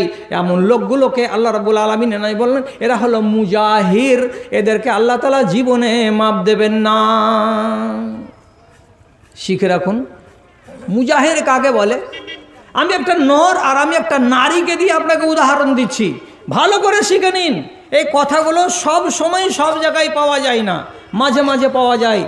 আর যতটি কথা বলছি আপনাকে সহিহ হাদিসের আলোকে বলছি। একটা ছেলে বিয়ে করলো একটা মেয়ে ছেলেকে, তার নিজের হালাল বিবির কাছে রাত কাটালো, আর রাত কাটিয়ে এবার পরের দিন সকালবেলায় বেগুন স্ট্যান্ডে এলো, 3-4টা বন্ধুর সাথে দেখা হলো। বন্ধুরা সালাম আলাইকুম ওয়ালাইকুম সালাম করলো, আর করার পরে বলছে কিরে ভাই রহিম বিয়ে করেছিস নাকি শুনলাম? যে হ্যাঁ বিয়ে করেছি। তো বন্ধুরা আজকালকার যুগের কেমন, মানে 100টার ভেতরে 10টা ছেলে বাদ দিয়ে দেন, বাকি 90টাই ছেলেই তো হলো ছুল্লুমার। এখন বন্ধুকে জিজ্ঞেস করছে, তো ইসলামী মতো জিজ্ঞেস করো তোমার স্ত্রীটা কেমন পেয়েছো? উত্তর দিবে আলহামদুলিল্লাহ ভালো পেয়েছি। তো এটা তো ইসলামী নীতি হলো। তো এদের কাছে কি ইসলাম আছে? আর ফুল প্যান্টের বড় বিল্লাতে তো লেখাই আছে নো এন্ট্রি, এখানে ইসলাম তো ঢুকবেই না। তো ও ইসলামের মধ্যে কি জিজ্ঞেস করবে? ও এইভাবে জিজ্ঞেস করছে মাল কেমন পেয়েছিস ভাই, ই উত্তর দিচ্ছে ওইভাবে, হ্যাঁ ভালো পেয়েছি, হ্যাঁ এই পেয়েছি ওই পেয়েছি। এবার বন্ধু জাত ওকে জিজ্ঞেস করলো দেখা সাক্ষাৎ হয়েছে? ই 14 আনা করলো, কি বিবৃতি দিতে শুরু করলো, কেমন হয়েছে?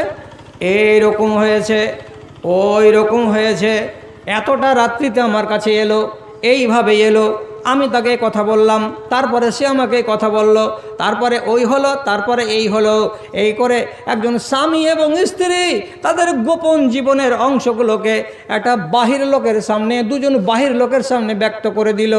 এমন গাধার গাধা এই কথাটা ভাবতে পারলো না যে আমার বিবির ভেতরের কথাগুলো আমি এই ছেলেগুলোর সামনে কেন ব্যক্ত করতে গেলাম।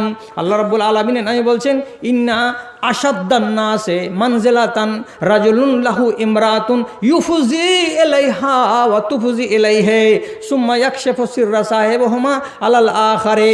কিয়ামতের দিন ওই জুয়ানটার চাইতে, ওই যুবকটার চাইতে আর জঘন্যতম জওয়ান কেউ হবে না, আর জঘন্যতম এবং নোংরা যুবক আর কেউ হবে না। যেই ছেলেটা বিয়ে করেছে, বিয়ে করার পরে রাতের বেলায় নিজের বিবির সাথে কি করলো না করলো সব কথাগুলো গ্রামের মানুষের সামনে ব্যক্ত করে দিতে গেল, এই লোকটা রব্বুল আলামিনের নজরে অত্যন্ত জঘন্য ছেলে, অত্যন্ত জঘন্য মানুষ। এর উপরে আল্লাহ রব্বুল আলামিন রাজি হবেন না। এ গেল। এবার এর উল্টোটাতে আসুন। বিয়ে হলো, এই গ্রামের বেটি চলে গেল বিয়ে হয়ে জগন্নাথপুর। জগন্নাথপুরে বিয়ে হয়ে 2 দিন থেকে আসলো শ্বশুর বাড়ি থেকে, আবার বাড়ি এসে স্কুল যেমনি গেছে ক্লাসমেটেরা ধরে নিয়েছে, কিরে সলেহা তোর বিয়ে হয়েছে নাকি? যে হ্যাঁ বিয়ে হয়েছে। কেমন পেয়েছিস? ই 14 আনা। এবার বলতে লাগলো এতগুলো লোকের সামনে বলা যায়, পার্সোনাল বলবো, চল ওইদিকে চল। এবার স্কুলের ঘর থেকে গ্রাউন্ড থেকে বেরিয়ে বাসতলার দিকে ওখানে একটু ফাঁকা জায়গাতে বসলো, 3 জন বান্ধবীকে নিয়ে গল্প করতে লাগলো। আমার মরদটা এইরকম, আমার মরদটাও এইরকম, আমাকে এই রকম কথা বলল, তারপরে আমি তাকে এই কথা বললাম, তারপরে আমার এই হলো, তারপরে আমার ওই হলো।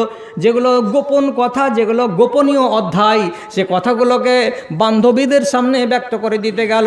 রব্বুল আলামিনের নবী বলছেন এই রকম কুলাঙ্গার মেয়েটা আল্লাহ রব্বুল আলামিনের কাছে অত্যন্ত জঘন্য মেয়ে। কেন যে তার নিজের রাজের কথাগুলো, ভেদের কথাগুলো পরের সামনে ব্যক্ত করে দেয়। যে ব্যক্তি পরের সামনে কোনো কথাকে ব্যক্ত করে দেয় সে মানুষটা কিন্তু ভালো ব্যবহারের নয়। বলছিল সত্য কথা, তবুও মন্দ হলো। পরের সামনে বলতে গেলে কেন, এটা তো গোপন কথা। আর যদি কাজটাই মন্দ হয়, আর মন্দ কাজকে যদি লোকের সামনে বলতে যায়, তো এটা কত মন্দ হয় আপনি নিজে বিচার করুন। কিছু লোক আছে কি করে, মন্দ কথাগুলোকে মানুষের সামনে ব্যক্ত করে দেয়। এই মানুষের গুনাহ জীবনে মাফ হবে না। আল্লাহ তাআলা কোরআনে বলছেন, লা ইউহিব্বুল্লাহুল জাহরা বিসসুই মিনাল কাওলি ইল্লা মান যুলিমা। আল্লাহ তাআলা জীবনে কোনো মানুষের মুখ থেকে মন্দ কথা শুনতে রাজি হন না। আল্লাহ এগুলো পছন্দ করেন না। কেউ যেন মন্দ কথা মুখে না আনে, মন্দ কথা মানুষ যেন আলোচনা না করে। তবে হ্যাঁ, কোনো মানুষের উপরে যদি জুলুম হয়, কোনো মানুষের উপরে যদি শক্তি প্রয়োগ করা যায়, কোনো মানুষকে যদি লাঠি বা বন্দুক বা বল্লম দেখিয়ে কিংবা পিস্তল দেখিয়ে তার উপরে জবরদস্তি করা হয়, আর সেই ক্ষেত্রে মানুষটার মুখ দিয়ে যদি মন্দ কথা বেরিয়ে যায়, তাহলে সে মানুষটাকে গুনাহগার বলা যাবে না। কেউ বল প্রয়োগ করলো, মুখ দিয়ে মন্দ কথা বের করে দিল, তাহলে সে গুনাহগার নয়। আর নিজের ইচ্ছাতে মন্দ কথা খবরদার মুখ দিয়ে বের করবে না। এটা আল্লাহ রাব্বুল আলামিন পছন্দ করেন না, আল্লাহর নবী নিজে পছন্দ করেননি। এক সাহাবী নবীর মজলিসে এসে বসে আছে, সাথে আছে ছোট্ট একটা 4-5 বছরের বাচ্চা, নতুন ছেলে, বেটা ছেলে পাশে বসে আছে। আর ওকে নিয়ে বসে বসে গল্প শুনছিল, করছিল, নবীর মজলিসে আলোচনা হচ্ছিল, সেগুলো শুনছিল। হঠাৎ করে রাসূলের সামনে ওই লোকটা বলছে, এমনি করে ওই বাচ্চাটার দিকে দেখিয়ে বলছে, আল্লাহ রাসূল, এটা আমার বেটা, এটা আমার বেটা। আরে বেটা হলো তো কি হলো রে, বেটা তো বহু লোকের আছে রে। তো বলছে, বেটা তো বেটা, ঘটনা আছে এর যে। কি হয়েছে? এবার দেখেন মন্দ কথাটাকে এই সাহাবী কিভাবে ব্যক্ত করছে। ও বলছে কি, আহার তো বে উম্মিহি ফিল জাহেলিয়াতে, এটা আমার বেটা, সোজা সাপটা বেটা নয়। এর কাহিনী হলো এই, আমি আজকে 5-6 বছর আগে এই গ্রামের মাথা দিয়ে চলে যাচ্ছিলাম। এই বাচ্চাটার মা গলিতে দাঁড়িয়েছিল, আমি তাকে দেখলাম। আর দেখার পরে নিজেকে সংবরণ করতে পারলাম না। আমি তার পেছনে পেছনে তার বাড়ি ধাওয়া করলাম, তার ঘরে আমি প্রবেশ করে গেলাম এবং আমি বল প্রয়োগ করে তার সাথে শারীরিক সম্পর্ক কায়েম করে নিলাম। যার ফলে হলো কি, মেয়েটি গর্ভবতী হলো, 10 মাস পরে বাচ্চা প্রসব করলো। বাচ্চাটাকে 10 মাস দুধ পান করাবার পরে, 2 বছর দুধ পান করাবার পরে আমাকে এসে বলছে, এই ভালো মানুষের বেটা, ভালো মানুষ, তোর দ্বারাই এই বাচ্চাটা পয়দা হয়েছে। আমি মেয়ে ছেলে বাচ্চা নিয়ে কি করব?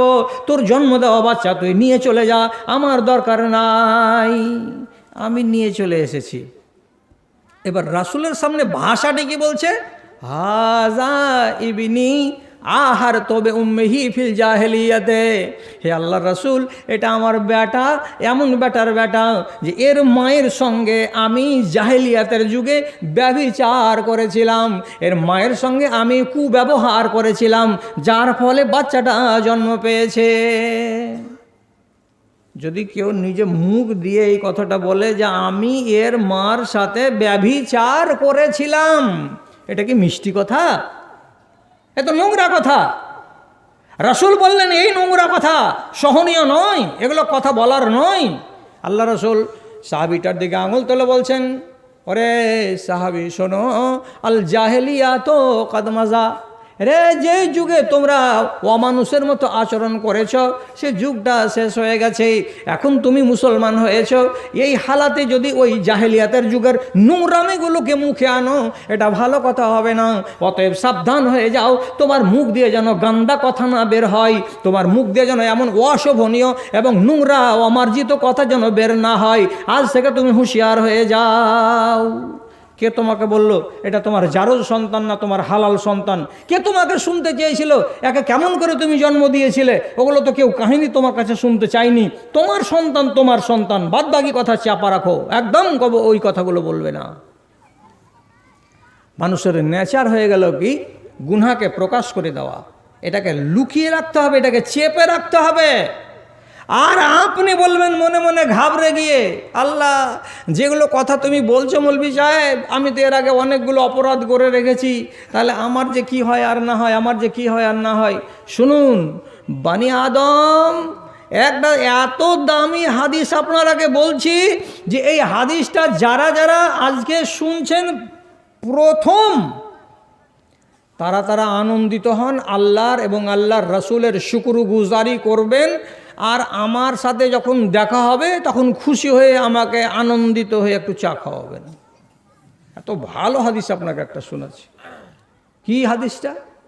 আল্লাহ পাকের নবী বলছেন, লাউলাম তুজনেবুনা, ও আদমের বেটা বেটিরা, তোমাদেরকে আল্লাহ রাব্বুল আলামিন এমন প্রবৃত্তি দিয়ে তৈরি করেছেন, তোমরা ফেরেশতার জাত নও যে জীবনে তোমরা গুনাহ করবে না, এটা নয়।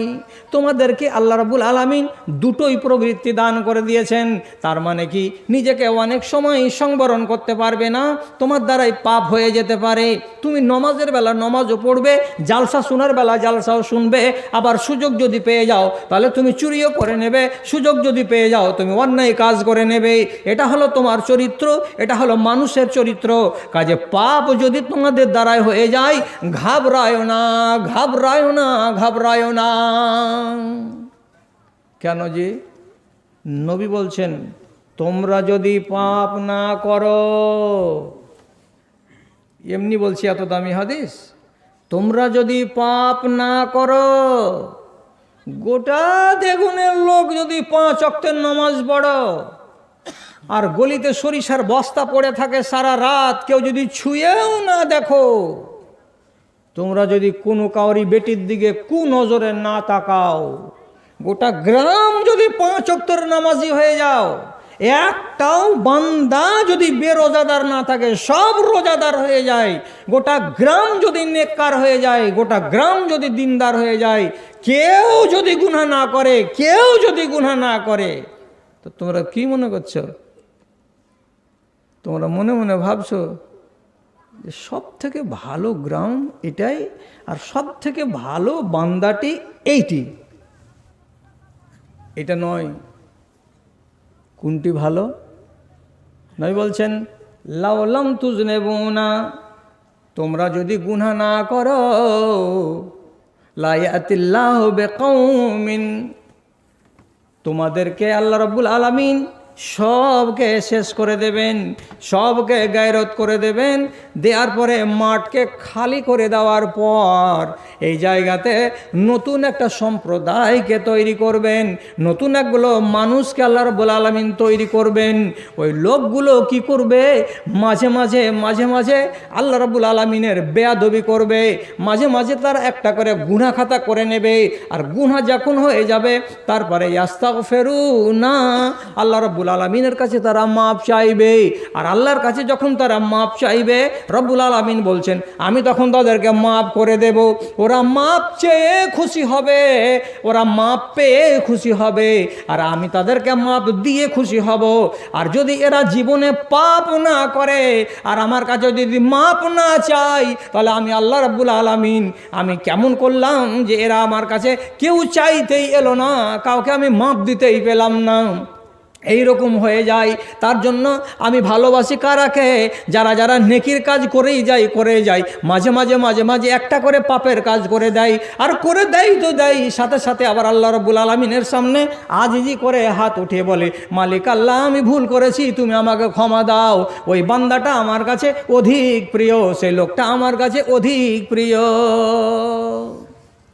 তাহলে আমরা এমনই লোকের লোক যে আমাদের নেকিও আছে আর আমাদের কিছু কিছু পাপও আছে। তাহলে আমাদের নৈরাশ হওয়ার কোন ব্যাপার? নৈরাশ হতে তো হবে না। আপনি নিজে বলুন, ফয়সাল আপনার ঘাড়ি ছেড়ে দিলাম, আপনার যদি 3টা বেটা থাকে আর 3 বেটার ভেতরে একটা বেটা যদি অত্যন্ত বাঁকা, একদম জেদি, এক বজ্ঞা ও যদি হয়, তাহলে ওর সাথে আপনি কেমন ভাষা কথা বলবেন? আর যেগুলো ভালো ওগুলোর সাথে কেমন কথা বলবেন? সদা সর্বদা এটাতে নিয়ম আছে, যেটা কড়ার কাছে বাপ কড়া কথা বলতে পারে না, ওকে নরম নরম কথা বলতে হবে। যেগুলো সোজা ওদের সাথে কড়া কথা। হ্যাঁ, তুই এতক্ষণ কী করছিস রে? বেলা 9টা বেজে যাচ্ছে, তুই এতক্ষণ থেকে পুল মারতে যাচ্ছিস না, হাল জুড়তে যাচ্ছিস না, কী করিস তোরা বাড়িতে? যেটা সোজা তাকে দিল ডাঁট, আর যেটা টেঁড়াটার কাছে যে কিন্তু এরকম ডাঁট দিবে না, ওখানে যা খালি মিষ্টি মিষ্টি, জানা রে বাপ, জানা রে বেটা, বেলা যে হয়ে গেল রে। তো ওর কাছে নরম ভাষা বলার মানেটা কি? এর নেশার হলো কড়া, এর সামনে যদি কড়া কথা বলা যায় তাহলে বাস্ট হয়ে যাবে আর পাল্টিয়ে দিবে জবাব। আমি যদি ওকে জোর করে বলি যাস না কেনা, তো ও পাল্টা দিয়ে দিতে পারে, তুই কি করছিস বসে বসে, এটা তো বলে দিতে পারে। এই জন্য ওর কাছে গিয়ে নরম নরম ভাষা। আল্লাহ রাব্বুল আলামিনের কাছে যারা মুমিন তারাই বড্ড পিয়ারা, এদেরকে আল্লাহ রাব্বুল আলামিন খালি আদর করবেন, সোহাগ করবেন, এটাই দাবি। আর যারা যারা হয়তো পাপ করে রেখেছে তাদেরকে আল্লাহ রাব্বুল আলামিন ঘর ঝাড়ু দেওয়া ঝাঁটা নিয়ে খালি এমনি করে ঝাঁটাবেন, মনে মনে ভাবছেন যে খালি ঝাঁটাবেন, এইরকম কথাটাই কি? আরে না, তোমাকে আনন্দিত হতে হবে। কি বলে? বান্দা তো দুগলাই, নমাজ পড়া লোকটাও আল্লাহর বান্দা, যে নমাজ ছেড়ে রেখেছে ওটাও আল্লাহর বান্দা। তো আল্লাহ যখন আপনাকে ডাকছে কেমন করে, আর নমাজ ছাড়া লোকটাকে আল্লাহ ডাকছেন কেমন করে, আপনাকে ডাকছেন কেমন করে, একটা চুরি করার লোককে ডাকছেন কেমন করে? আল্লাহ তাআলা প্লেন ভাষাতে কোরআন মাজিদে বলছেন, কুল ইয়া ইবাদিয়াল্লাযিনা আসরাফু আলা আনফুসিহিম লা তাকনাতু মির রাহমাতিল্লাহ। ওরে আমার ওই সকল বান্দারা, খেয়াল করেন ভাষার দিকে, আল্লাহটা ডেকে বলছেন, ওরে আমার ওই সকল বান্দারা যারা নিজের জানের উপরে জুলুম করেছো, অবিচার করেছো, তাদেরকে বলছি, কি বলছি তোমাদেরকে, লা তাকনাতু মির রাহমাতিল্লাহ, আল্লাহর রহমত থেকে নিরাশ হয়ে যেও না, আল্লাহর রহমত থেকে একবারে নিজেকে না উম্মিদ করে নিও না। আমার রহমত কিন্তু অনেক অনেক আছে, আমার রহমত কম নয় রে বান্দারা। কাজে তোরা এমন আশাহীন হয়ে বসে থাকবি না, তোরা হলি আমার বান্দা। আল্লাহ আপনাকে আমার বান্দা বললেন না? বললেন না? বেনমাজি, বেরোজাদার, আরও নাফরমানি করার লোক, তাকেও আল্লাহ বলছেন হে আমার বান্দা। আপনি আল্লাহর বান্দা হতে চলে যান। আল্লাহর বান্দা হতে গেলে আমাকে কি করতে হবে? আমার গা থেকে যেন গুনাহটা মুছে যায়, নেমে যায়, ধুয়ে যায়, সে কাজটা করুন। আল্লাহ তাআলা বলছেন তোর সব মুছে দেওয়া যাবে, তোর নেক যদি নিয়ত থাকে, তোর ইচ্ছা যদি ভালো থাকে, তোর কাবিরা গুনাহ সব মুছে দেওয়া যাবে। দৈনিক একবার করে মদ খাই, একটা করে কাবিরা গুনাহ করে, বিকেলবেলায় একবার মদ খাই, একটা বড় কাবিরা গুনাহ করে, তাহলে 365 দিনকে যদি আমি ডবল করে দিই 750-র অধিক হয়ে গেল।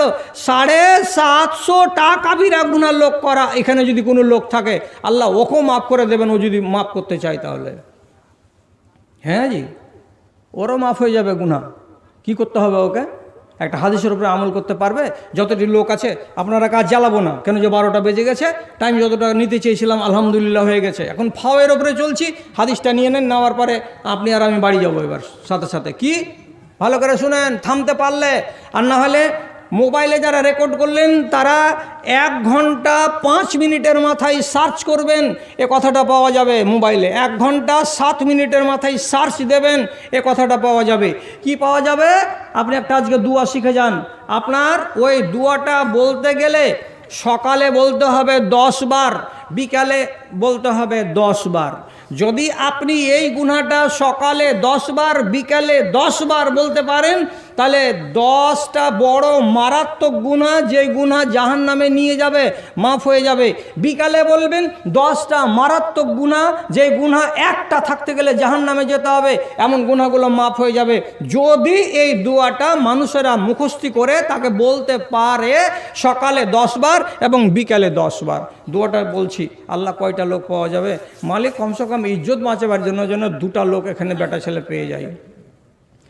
লা ইলাহা ইল্লাল্লাহ ওয়াহদাহু লা শারীকা লাহু লাহুল মুলকু ওয়া লাহুল হামদু ইউহয়ী ওয়া ইউমীতু ওয়া হুয়া আলা কুল্লি শাইইন কাদির।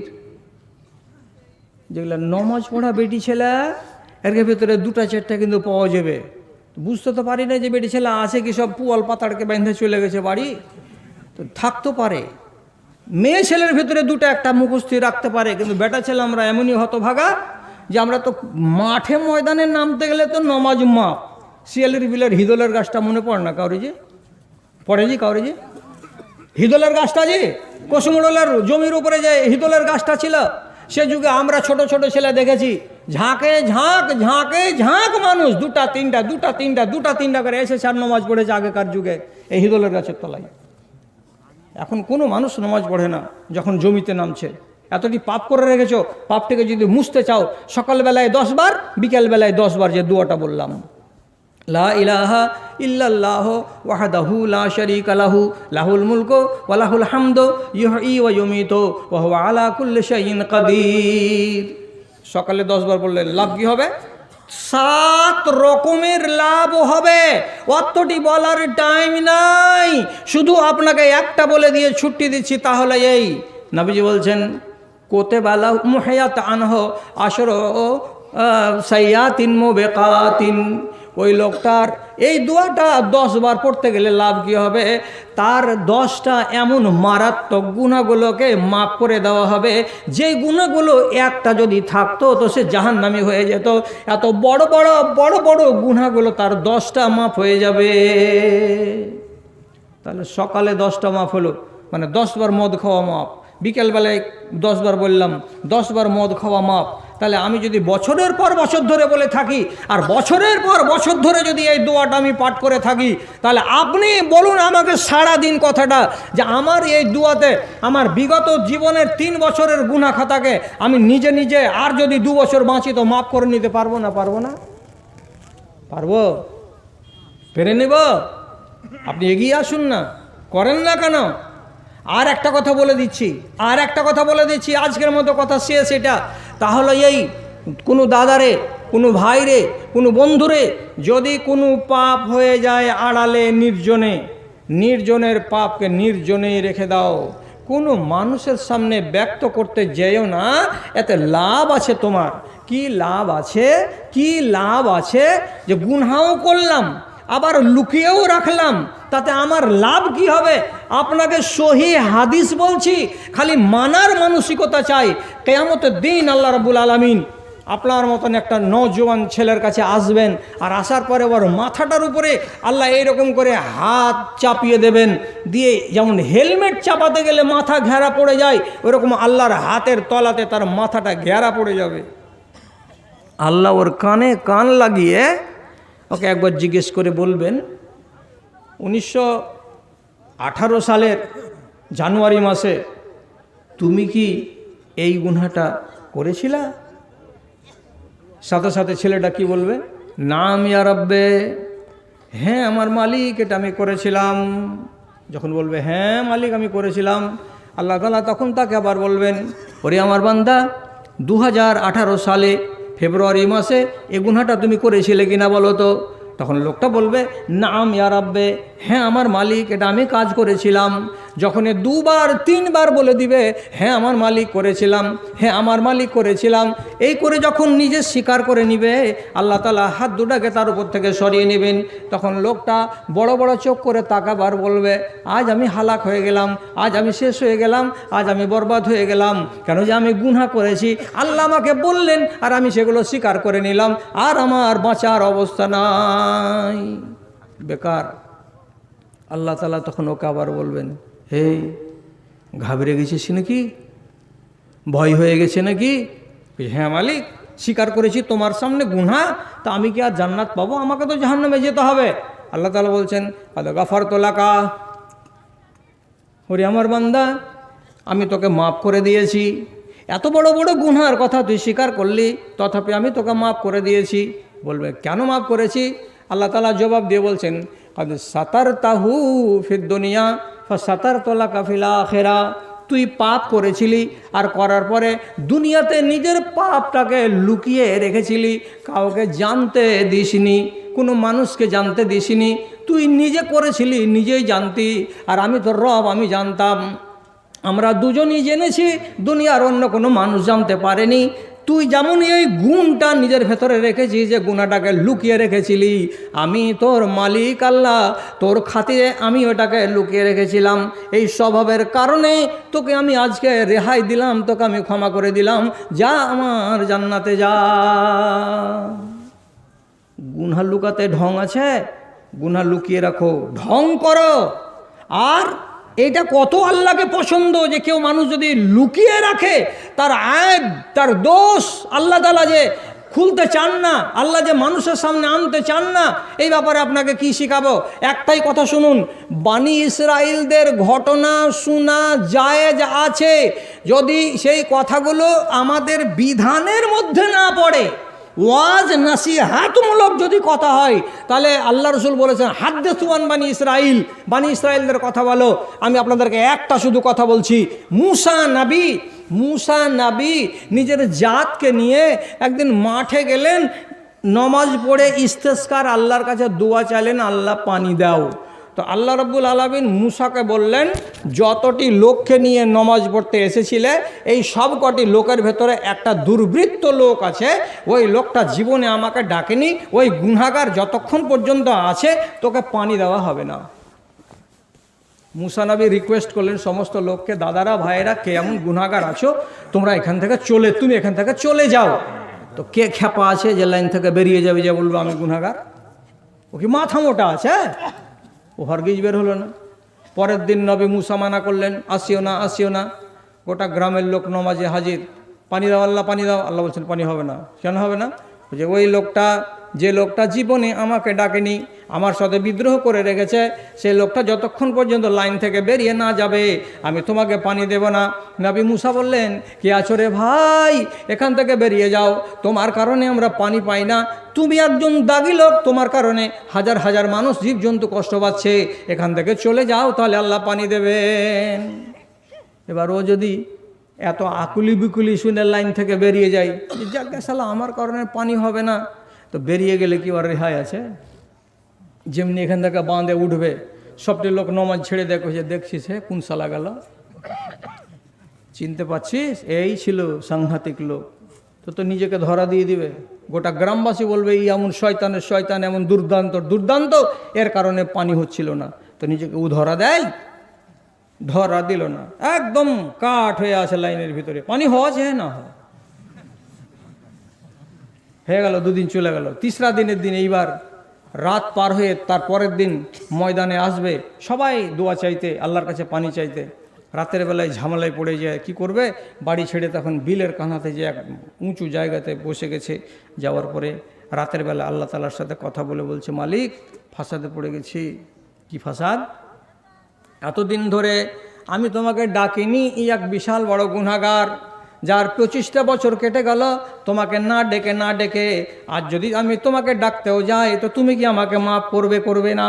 আর আমি যদি সকালবেলায় নমাজে হাজির না যাই তাহলে গ্রামবাসী জেনে যাবে যে পূরব টোলার ওই ছেলেটাই ছিল গুনাহগার, তখন আমার ইজ্জতের খাটিয়া খাড়ি হয়ে যাবে, আমি এ কাজ করতে পারবো না মালিক। তবু আমি নিজের ইচ্ছাতে বলছি, আল্লাহ তুমি যদি ইচ্ছা করো তো আমাকে মাফ দিতে পারো, মালিক তুমি আমাকে ক্ষমা করে দাও, আমি তওবা করছি, আমি ইস্তেগফার করছি, আল্লাহ আমি জীবনে আর এ কাজ করবো না, আজ থেকে তোমাকে আমি ছাড়বো না, আজ থেকে আমি তোমাকে ধরেই রাখবো, আল্লাহ তুমি আমাকে মাফ দাও, আমাকে তুমি ক্ষমা করে দাও। এ বলে আকুলি বিকুলি করলো, কান্নাকাটি করলো। আর করার পরে রাতের বেলায় নিজের বাড়ি চলে এলো। পরের দিন সকালবেলায় আবার মাঠের হাজির হয়েছে সব লোকেরা নমাজ পড়ার জন্য। সেই টাইমে সে লোকটাও হাজির হয়েছে, দোয়া হলো, নমাজ হলো। তারপরে আল্লাহ রাব্বুল আলামিন ঝমঝম করে পানি দিলেন। নবী মুসা জিজ্ঞেস করে বলছেন, মালিক আল্লাহ আমি খোঁজ করে দেখেছি আমার গ্রামে একটাও লোক বাড়িতে বসে নাই, সব কটা লোক আজ ময়দানে হাজির আছে। এই কটা লোক তো কালকেও হাজির ছিল, কালকে তুমি পানি দাওনি, পরশুদিন তুমি পানি দাওনি, আজকে তুমি পানি কিসের জন্য দিলে মালিক বুঝতে পারলাম না। আল্লাহ বললেন, ঠিকই করেছো, ওই লোকটা আছে তোমার এই মজলিসে, পানি দিলা কেন? আল্লাহ বলছে, ইস্তালাহ মাই আব্দি, আমার বান্দাটা রাতের বেলায় আমার সঙ্গে সোলহা চুক্তি করে নিয়েছে রে মুসা, ও আমার সঙ্গে ওর হিসাব কিতাব মিলিয়ে নিয়েছে রে মুসা, এই জন্য আমি ওর কথায় রাজি হয়ে গেছি, আর আমি তোমাকে পানি দিয়ে দিলাম, যেহেতু আমার ওই বান্দা পরশু দিনকার বান্দা হয়ে নাই। তখন মুসা নবী বলছে, আল্লাহ এটা এই উত্তর দেগুনের লোক না দক্ষিণ দেগুনের লোক, একটু চিহ্নে দেন না, নয়া পাড়ার নেই পাড়ার, ও তো হয়ে গেল, পানি তো হয়ে গেল, মাপ তো হয়ে গেছে, তো লোকটাকে চিনিয়ে দাও না। আল্লাহ রাব্বুল আলামিন বলছেন, যখন ও দুশ্মন ছিল আমার, তখন আমি লোকটাকে বেইজ্জত করিনি, কেন যে আমি মানুষের আইবকে, মানুষের দোষকে ব্যক্ত করি না। আর এখন তো সেই লোকটা আমার লোক হয়ে গেছে, এখন যদি আমি তোমাকে লোকটাকে চিনিয়েও দেই তবু আমার বান্দার অসম্মানী হবেই। অতএব মুসারে তুই নবী হতে গেলেও আমার ওই বান্দাকে আমি তোকে চিনিয়ে দেব না। কি গুনাহ করার পরেও যদি আল্লাহ রাব্বুল আলামিনের সাথে আল্লাহর কাছ থেকে যদি খাস রহমত পাওয়ার ইচ্ছা থাকে তাহলে নবীর হাদিসগুলোকে অগ্রাহ্য করবেন না। কেন যে লুকিয়ে থাকা পাপ আল্লাহ তাআলা তাড়াতাড়ি মাফ করেন, আর প্রকাশ্য হয়ে যাওয়া পাপ আল্লাহ তাআলা বলছেন এগুলো মাফ হয় না আমার দরবারে। তাহলে আমরা কত রকমের গুনাহগার আছি মজলিসে, আল্লাহ রাব্বুল আলামিন তুমি বেহতার জানো, তুমি ভালো জানো। আমাদের কাজ হলো পাপ করা, আর তোমার কাজ হলো মাফ করা। মাপ চাহেন আল্লাহর কাছে। মাপ চাওয়ার দুটো ভাষা, যেগুলো একেবারে লোক যারা খেটে খান মোটেই জানেন না তাদের জন্য একটা দোয়া, আর যারা একটু পড়াশোনা লোক আছেন তাদের জন্য আর একটা দোয়া। যত বড় করবেন তত ভালো, যত মশলা দিবেন তত ভালো, যত তেল দিবেন তত ভাজা হবে। যারা শিক্ষিত লোক তারা এই দোয়াটা বললে আল্লাহর কাছে মাপ চাইবেন, আস্তাগফিরুল্লাহ আস্তাগফিরুল্লাহ রব্বি মিন কুল্লি যামবিন ওয়া আতুবু ইলাইহি। এটা বড়। আর যারা বলবেন এত হিজিবিজি পারবো না বলে সাহেব, এত লম্বা চওড়া পারবো না, পারবে না, সোজাটা বলো, খালি এটাই বলো কি আস্তাগফিরুল্লাহ আস্তাগফিরুল্লাহ। কবার বলতে হবে? কোনো সীমা লিখা নাই, কবার বলতে হবে। শুধু এইটুকু তালিম দিচ্ছি রে দাদাই আমার, আল্লাহ রাব্বুল আলামিনের নবীর কোনো গুনাহ খাতা ছিল না, কোনো রকমের পাপে নবীজি জড়িয়েছিলেন না। তথাপি তিনি বলছেন আমি দিনে সারাটা আর রাতে সারাটা এই 24 ঘন্টার ভেতরে 100 বার করে আল্লাহ রাব্বুল আলামিনের সামনে আস্তাগফিরুল্লাহ কথাটা বলি, আস্তাগফিরুল্লাহ কথাটা বলি। নবী যদি দিনে রাতে 100 বার বলতে পেরে থাকেন, যার গুনাহ খাতা কিছুই নেই, তাহলে আপনি কি দিনে রাতে 10 বার বলতে পারবেন না? কি 10 বার বলতে পারবেন না? কেন পারবো না? ইনশাআল্লাহ। আর সোজা সোজা কথা বলছি, সোজা সোজা কথা বলছি। সকালে উঠে, আরে এই কম ইমানের লোক যাদের ইমানগুলো দুর্বল হয়ে গেল বদ আমলের কারণে, শিখে রাখো, শিখে রাখো। আর আমি বেশি দিন এইরকম করে ওয়াজ করে বেড়াতে পারবো না। আর এইরকম করে আপনার শুধরাবার জন্য, আপনাকে ইসলাহ করার জন্য টুকে টুকে টুকে টুকে কথা কেউ বলে আপনাকে দেবে না। সব শেষ হয়ে গেল, যুগ পার হয়ে গেল। সকালে উঠেই একটা কাজ করিও, তা করিও কি সময়টাকে নির্দিষ্ট করা নাই, সকাল বেলায় কোনো এক সময় বলে নিও। একবার প্রথমে উঠেই 5 বার বলে নিবে যে আল্লাহ জাহান্নামে যাব না। পারবে বলতে? আল্লাহ জাহান্নামে যাব না। তো যদি পারো তা আরবিতে বলিও। কি বলতে হবে? আল্লাহুম্মা আজিরনি মিনান নার। বলো আল্লাহুম্মা আজিরনি মিনান নার, আল্লাহুম্মা আজিরনি মিনান নার। 5 বার যদি বলো রে বান্দা, সহি হাদিস বলছি, জাহান্নাম মুখ খুলে দেয়। আর দেওয়ার পরে আল্লাহকে বলে রব্বুল আলামিন দেগুনের দক্ষিণ পাড়ার ওই বান্দাটা দেখো সকাল সকাল কি কথা বলছে, আল্লাহ এই জাহান্নামের আগুন থেকে নিজেকে বাঁচাতে চাইছে। আল্লাহ গো, এই লোকটা যেদিন মরবে আর মরার পরে তোমার কাছে আসবে, সে লোকটাকে তুমি আমার বুকের ভেতরে দিও না। কে পাইট খাটছে এবার? জাহান্নাম নিজে পাইট খাটছে। কার? দেগুনের লোকের। কি বলেছিল সকালবেলায় 5 বার? কি বলেছিল? আল্লাহুম্মা আজিরনি মিনান নার। বাস। আচ্ছা জাহান্নামে যাবি না তো যাবি না, কোথায় যাবে? বিশনপুর যাবি না লঙ্গি ঘাট যাবে, কোনখানে যাবে, কি করবে? কিছু বলবি তো? 5 বার বলো আল্লাহুম্মা ইন্নী আসআলুকাল জান্নাতাল ফিরদাউস। বলো আল্লাহুম্মা ইন্নী আসআলুকাল জান্নাতাল ফিরদাউস, আল্লাহুম্মা ইন্নী আসআলুকাল জান্নাতাল ফিরদাউস। আল্লাহ আমি তোমার কাছে ফেরদাউস জান্নাত চাই, আল্লাহ তোমার কাছে আমি ফেরদাউস জান্নাত চাই। 5 বার বলো রে বান্দা, 5 বার বলো। যদি তোমাকে আল্লাহ ফেরদাউস নাও বা দেয়, তোমাকে 60 তলা জান্নাত যদি নাও বা দেয়, তাহলে কমসে কম 20 তলা জান্নাতও তুমি পাবে। আর তোমার আমল যা, তাতে তুমি যদি 1 তলার জান্নাত পেয়ে যাও, তবুও তোমার জন্য শুকরিয়া। কি জাহান্নামের আগুন থেকে বাঁচতে পেলাম, এটাই লাভ। সব উপায় করা আছে শরিয়তের ভেতরে, কিন্তু আসলে মাননেওয়ালা লোককে খুঁজে পাওয়া যায় না, মানুষ মানতে চায় না। আল্লাহু আকবার। আল্লাহ আপনাদের সবাইকে সুমতি দান করেন। ঘড়িতে বাজছে 1টা 15 মিনিট। এবার সব দিকে নিয়ে 1 মিনিট 2 মিনিট দোয়া করে নিই, আর নেওয়ার পরে সবাই মিলে বাড়ি চলে যায় একসাথে।